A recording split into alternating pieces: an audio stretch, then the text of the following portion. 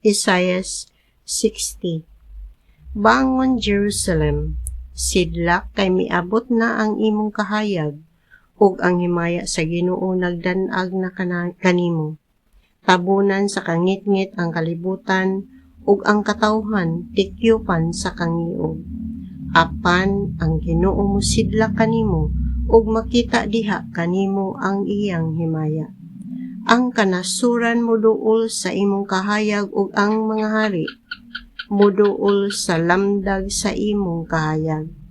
Tan-awa ang imong palibot, makita mo nga nagtigom na sila, ug moduol kanimo. Gikan sa layong dapit, mga but ang imong mga anak nga lalaki, ug huguson ang imong mga anak nga babaye.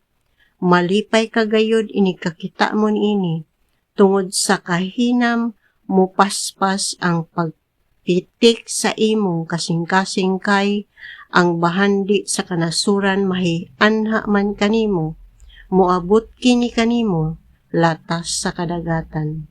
Malukop ka sa daghang kamelyo gikan sa Midya ug sa Epa.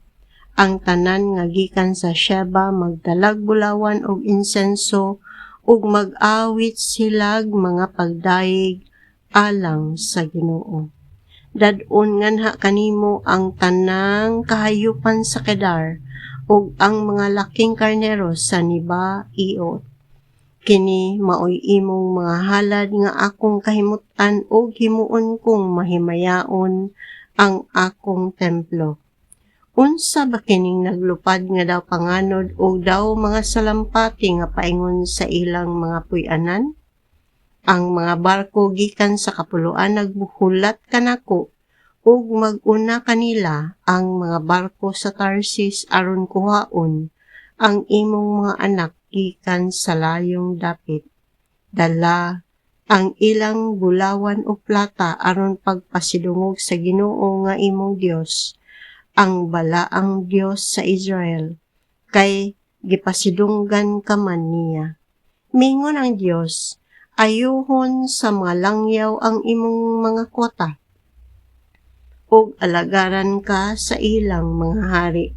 Kay bisag gikastigo ko ikaw tungod sa akong kasuko, karon gikaluy-an ko na ikaw.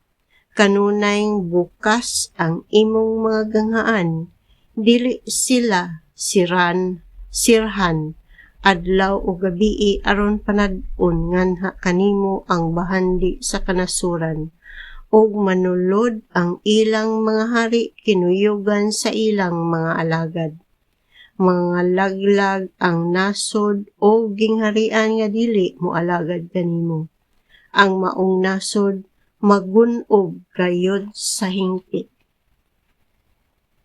Moanha kanimo ang garbo ug dungog sa Lebanon, ang sipre, ang platano, ug ang maribuhok aron idayan-dayan sa akong templo. Himuon kong matahom ang akong tumbanan. Ang mga anak niadtong nagdaog-daog kanimo moanha kanimo nga muyukbo sa imong tiilan kadtong tanang nagbugal-bugal kanimo. Tawgon kanila nga syudad sa Ginoo, ang Sion sa balaang Dios sa Israel. Bisag gibiyaan ka og gikasilagan og gilikayan, himuon ko ikaw halangdon hangtod sa kahangturan o kalipay sa tanang kaliwatan. Ang kanasuran ug mga hari moatiman kanimo, sama sa usa ka inahan nga nagpasuso sa iyang anak. Unya masayod ka nga ako, ang Ginoo ang nagluwas kanimo. Ang gamhanang Dios sa Israel nagluwas kanimo. Dadan ko ikaw bulawan inay bronse, plata inay puthaw, bronse inay kahoy, puthaw inay bato. Himuon kong malinawon ang inyong gingharian, ug manduan kamo sa hustisya. Wala na'y pinatyanay diha kaninyo, ug wala na'y kadaot diha sa inyong yuta. Nganlan ninyo kalawasan ang inyong mga kota, ug ang inyong mga ganghaan nganlan ninyo pagdayeg.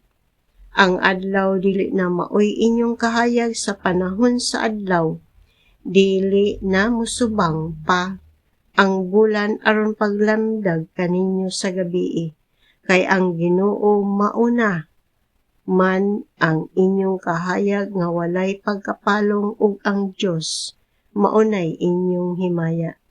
Dili na mosalop ang inyong adlaw ingon man ang inyong bulan, kay ang Ginoo mauman ang inyong kahayag hangtod sa hangtod. Ug matapos na unya ang inyong pagbangutan, pulos na unya matarong ang inyong katawhan, sila na ang manag-iya sa nasod hangtod sa kahangturan. Sila nga maoy saha sa akong tinanom, ang akong mga binuhat mismo aron ako kapasidunggan. Musanay ang labing diyutay kanila o mahimong gamhanang nasod, inig-abot sa hustong panahon, dalion ko kini pagbuhat, ako mao ang Ginoo.